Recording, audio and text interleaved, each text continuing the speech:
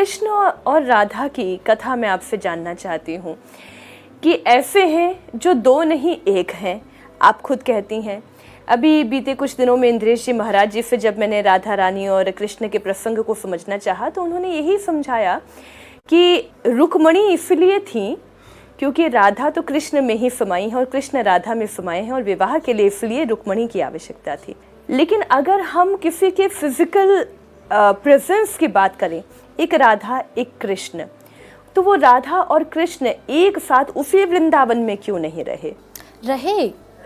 ये समाज को ना अभी राधा कृष्ण की लीला समझने। देखिए, एक एक्टर जो होता है वो पर्दे पे एक्टिंग करता है। पर्दे पर उसकी एक पत्नी होती है, पर्दे पे उसके एक बच्चे होते हैं, पर्दे पर एक स्टोरी होती है, लेकिन पर्दे के पीछे कुछ भी रियल नहीं होता है।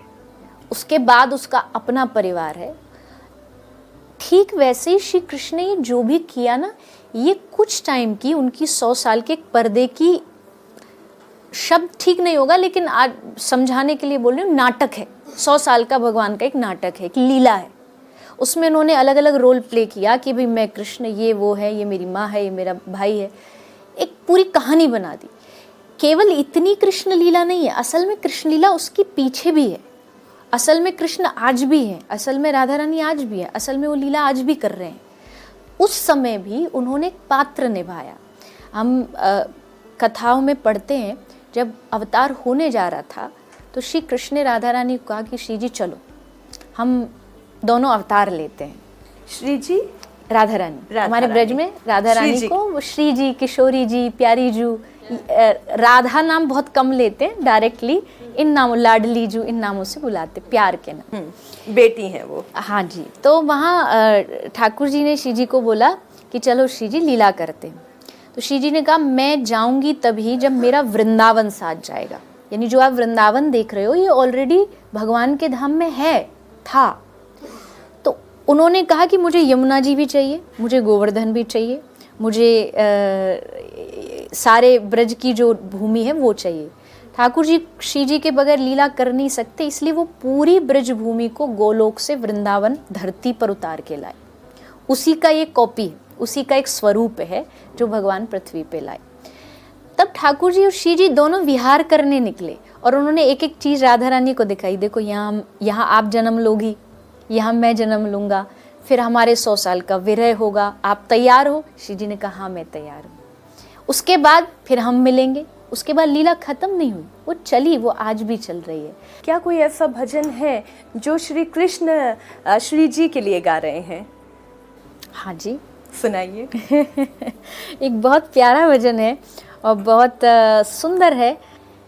राधे राधे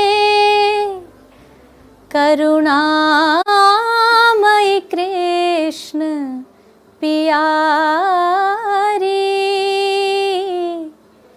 मेरी सुध लीजिए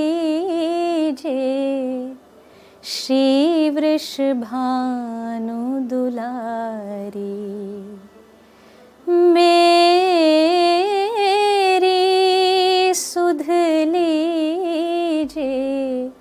श्री वृषभानु दुलारी। कितना मीठा गाती हैं आप।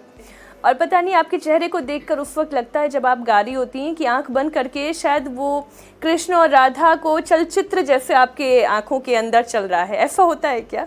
स्वाभाविक रूप से हाँ, मतलब हमेशा तो नहीं कह सकती, पर अधिकांश कोशिश यही रहती है कि जब हम कुछ भी भाव गा रहे हों या कोई कथा बोल रहे हो, कोशिश यही रहती है कि उसको अपने अंदर देख पाएँ। हमेशा देख पाते हैं ऐसा ज़रूरी नहीं है, पर जब दिखता है या अनुभव करके गाते हैं ना तो उसका आनंद अलग होता है। वो सामने वाले को फिर कनेक्शन भी फील होता है, क्योंकि अंदर ठाकुर जी का वो भाव है तो वो जल्दी कनेक्ट कर पाता है।